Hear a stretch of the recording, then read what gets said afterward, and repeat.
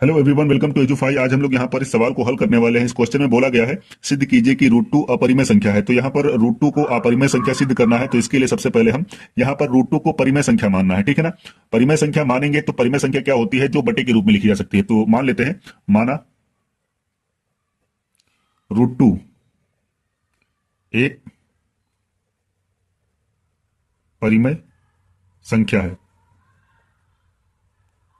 और परिमेय संख्याएं वे संख्याएं होती हैं जिनको बटे के रूप में लिखा जा सकता है, ठीक है ना। तो इसका सरलतम रूप क्या होगा, मतलब हम लिख सकते हैं कि रूट टू बराबर ए अपॉन बी, ठीक है ना। यहां पर ए और बी एक परिमेय संख्या के रूप को दर्शाता है, ठीक है। तो रूट टू को मैंने परिमेय माना है, तो इसको हम बराबर लिख सकते हैं ए अपॉन बी।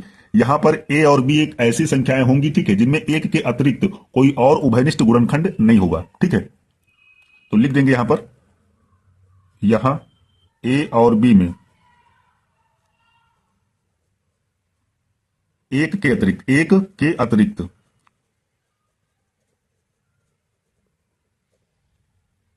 कोई उभयनिष्ठ गुणनखंड नहीं है, ठीक है ना। कोई उभयनिष्ठ गुणनखंड नहीं है, ठीक है।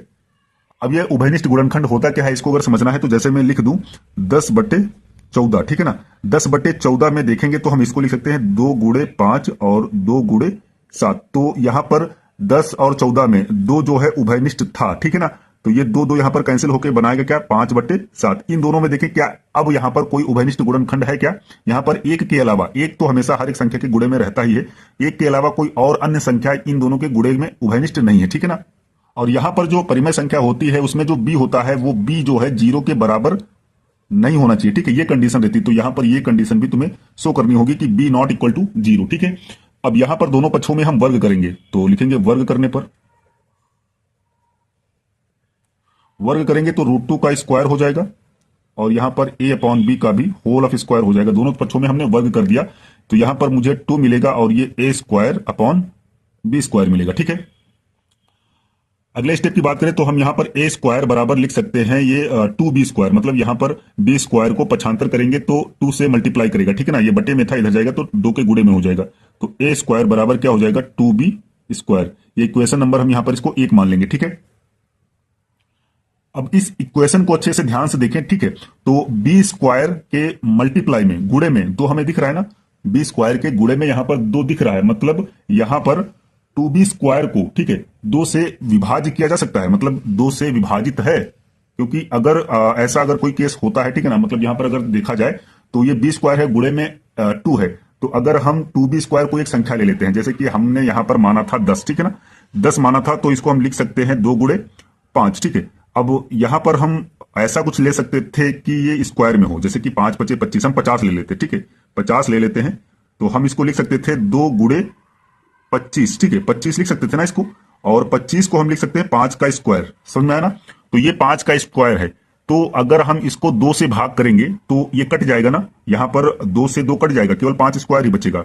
मतलब अगर यहां पर हम 50 को पूरा देखें, ठीक है, 50 ये संख्या थी ना, ये वाली संख्या पूरी 50 थी, 50 को 2 से भाग करेंगे तो कैंसिल हो जाएगा, 5 दूनी 10 और 5, सॉरी, यहां पर 2 दूनी 4 और 2 पंचे 10, ठीक है, 25 इसका भागफल होगा और शेषफल आया है 0, मतलब पूरी तरह से कैंसिल हो गया ना। भाग करने पर शेषफल यहां पर 0 आएगा। कोई भी अगर कॉमन संख्या रहती है, ठीक है, तो उससे वो संख्या कट जाती है, तो शेषफल जो होता है 0 आता है। तो यहां पर 2b² को 2 से विभाजित किया जा सकता है, मतलब हम आगे यहां पर लिख सकते हैं इसके बेसिस पर कि 2b² 2 से विभाज्य है। यहां पर 2b² 2 से क्या है, विभाज्य है, ठीक है ना। अब यहां पर 2b² का मान कितना था, देखते हैं। 2b² एक्चुअल में जो था वो a² था, तो ये अगर 2b² अगर 2 से विभाज्य है तो a² भी 2 से विभाज्य होगा, ठीक है। क्योंकि अगर 2b² मैंने जोड़कर बोला था कि 50 है, ठीक है ना, तो a² का मान तो 50 ही आएगा ना, है नहीं। तो यहां पर हम कह सकते हैं कि a² 2 से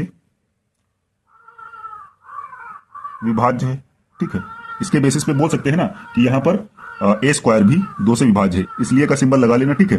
तो यहां पर a² भी 2 से विभाज्य हो गया। अब अगर हम a की बात करते हैं तो a भी क्या होगा, 2 से विभाज्य होगा, 2 से विभाज्य है। कैसे होगा, यहां पर अगर हम इसका एग्जांपल लें, मान लेते हैं कि इनका कोई स्क्वायर ले लेते हैं, 8 का 8, 8×9 = 64, ठीक है ना। तो 64 एक संख्या है जो ए स्क्वायर को दर्शाती है। अभी ये एग्जांपल नहीं चल पाएगा क्योंकि यहां पर ये स्क्वायर इसका नहीं होता है, ठीक है ना। तो हम यहां पर हम 64 लेते हैं। 64 का हम लिख सकते हैं 8 का स्क्वायर। 8 का स्क्वायर अगर 2 से विभाज्य है नहीं, होता भी है, तो यहां पर 8 भी तो 2 से विभाज्य होगा, है नहीं। 8 भी तो 2 से विभाज्य होगा। तो उसी तरह से है कि ए भी जो इसका जो रूट आएगा मतलब ए, वो भी 2 से विभाजित हो जाएगा, ठीक है ना। अब यहां पर मैंने इसको समीकरण 1 मान ली है। अब इसको और आगे मूव करने के लिए, आगे बढ़ाने के लिए सवाल को, ठीक है, फिर से यहां पर कुछ माना जाएगा। मानेंगे क्या यहां पर? हम यहां पर ए की वैल्यू कुछ मान लेते हैं जो कि 2 के मल्टीपल में हो, ठीक है। तो यहां पर लिखेंगे माना ए बराबर 2c, ठीक है ना। यहां पर मैंने ए बराबर 2c मान लिया। और सी क्या है? यहां पर सी जो है एक पूरी तरह से एक पूर्णांक है, जिसे हम इंटीजर कहते हैं, मतलब एक पूर्ण संख्या है, ठीक है ना। अब हम यहां पर क्या करेंगे, ये जो हमने यहां पर a बराबर 2c माना है, ठीक है, ये a का मान जो 2c है इसको समीकरण 1 में रखेंगे, ठीक है। a का मान समीकरण 1 में रखने पर, तो जहां पर a दिख रहा है वहां पर a का मान ये 2c रख देंगे, ये जो हमने माना है, ठीक है। तो यहां पर रखेंगे, ये हो जाएगा 2c का होल ऑफ स्क्वायर और ये 2b का स्क्वायर, ठीक है। इसका अगर हम स्क्वायर करेंगे, 2 का स्क्वायर होता है 4 और ये c स्क्वायर बराबर 2b स्क्वायर। तो ये 2 एकम 2, 2 दूनी 4, दो बार में कैंसिल होगा। तो b स्क्वायर का मान कितना आएगा? अगर b स्क्वायर का मान देखें तो ये 2c स्क्वायर आएगा, ठीक है। ये समीकरण नंबर यहां से हमें 2 मिल गया। बस इतना ही यहां पर इस सवाल में करना रहता है, बाद में सब वैसे ही नॉर्मल प्रूव हो जाएगा, ठीक है। अब यहां पर हम इनके बेसिस पे भी कह सकते हैं, ठीक है। यहां पर हम क्या कहेंगे कि यहां पर 2c स्क्वायर, यहां पर 2c स्क्वायर 2 से विभाज्य है, ठीक है। यहां पर 2c स्क्वायर क्या है? 2 से विभाज्य, क्योंकि इसके 2 के यहां पर c स्क्वायर के गुणे में 2 है, तो 2 से तो 2 कैंसिल ही होगा, है नहीं।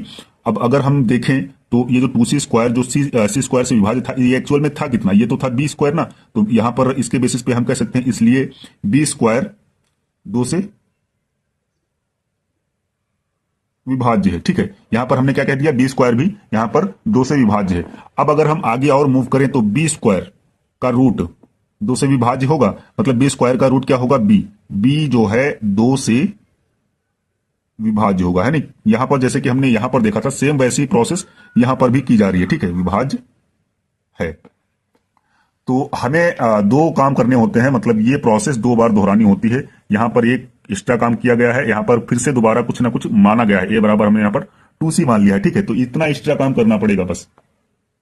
अब यहां पर देखें तो ए जो है यहां पर 2 से विभाज्य है ना, ये वाली लाइन देखें तो यहां पर ए जो है 2 से विभाज्य है और बी भी जो है 2 से विभाज्य है। दोनों में क्या कुछ कंक्लूजन निकल रहा है क्या?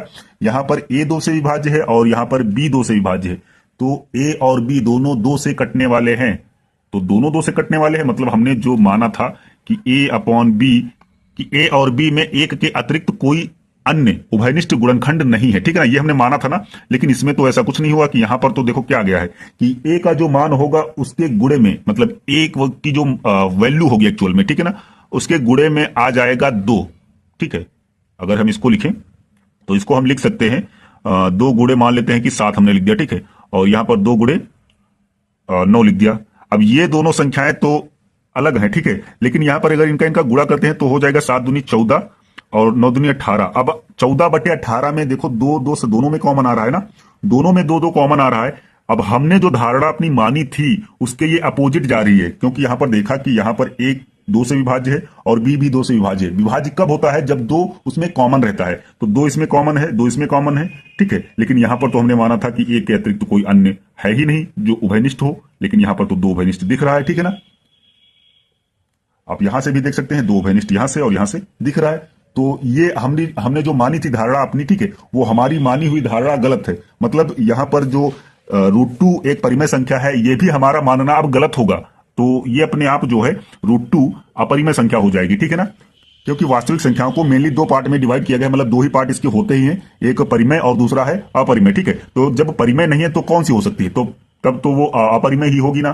तो ये क्लियर हुआ यहां से। तो आगे हम यहां पर लिखेंगे,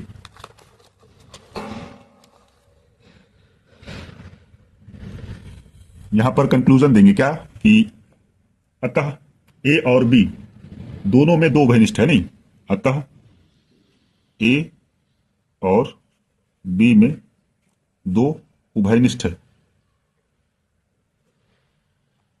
यहां पर ए और बी दोनों में 2 उभयनिष्ठ आ गया है। लेकिन जो हमने अपनी पूर्व धारणा में माना था कि ए और बी में एक के अतिरिक्त कोई अन्य उभयनिष्ठ गुणनखंड नहीं है, ठीक है, उसका ये विरोध कर रहा है ना, तो ये डायरेक्ट हो जाएगी अपरिमेय संख्या, ठीक है। मतलब हम डायरेक्ट लिख सकते हैं, लिखना पड़ेगा, ये सब चीजें जो है लिखनी पड़ेंगी, क्योंकि डिटेल्ड सॉल्यूशन देना पड़ता है एग्जाम में, ठीक है ना। तो लिखेंगे परंतु यह हमारे पूर्व कथन क्या था कि ए और बी में एक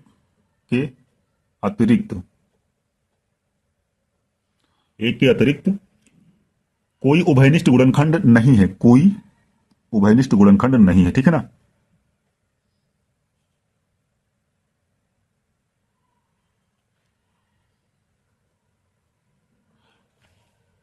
ये हमारी बात का विरोध कर रहा है, नहीं यहां पर इसको अगर देखें तो हमने जो माना था कि ए और बी के अतिरिक्त एक के अतिरिक्त कोई उभयनिष्ठ गुणनखंड नहीं है, लेकिन ये जो बात है ये हमारी बात का विरोध कर रहा है, ठीक है। जो हमारी पूर्व कथन का विरोध करता है, अतः हमारी कल्पना गलत होगी, है नहीं, हमारी कल्पना जो होगी वो गलत होगी, अतः हमारी कल्पना गलत है, अतः √2 एक अपरिमेय संख्या होगी, ठीक है ना। √2 एक अपरिमेय संख्या होगी, क्लियर हुआ ना। तो ये क्वेश्चन थोड़ा सा घुमाने वाले होते हैं, क्योंकि इसमें थोड़ा चीजें जो है डिटेल में लिखना भी पड़ता है, ठीक है। जैसे कि ये हमने पूरा एक्सप्लेन किया है कि ए और बी यहां पर जैसे कि हमारे में आ गया था कि दो उभयनिष्ठ आ गया था, ठीक है। तो ये हमारी पूर्व धारणा का विरोध कर रहे हैं ये दोनों मिलकर, ठीक है ना। मतलब ये दोनों में जो दो आया है उभयनिष्ठ, जो हमारी पूर्व धारणा थी, ठीक है, मतलब ए और बी में एक के अतिरिक्त कोई अन्य उभयनिष्ठ गुणनखंड नहीं है, इसका ये विरोध कर रहा है, ठीक है। तो हमारी धारणा जो होगी, हमारी कल्पना जो होगी वो गलत होगी, तो ये √2 अपने आप जो है अपरिमेय के अंदर आ जाएगा, ठीक है। तो आई होप आप लोगों को ये वीडियो पसंद आया होगा। अगर वीडियो पसंद आया है तो वीडियो को लाइक करें और चैनल को भी सब्सक्राइब करें।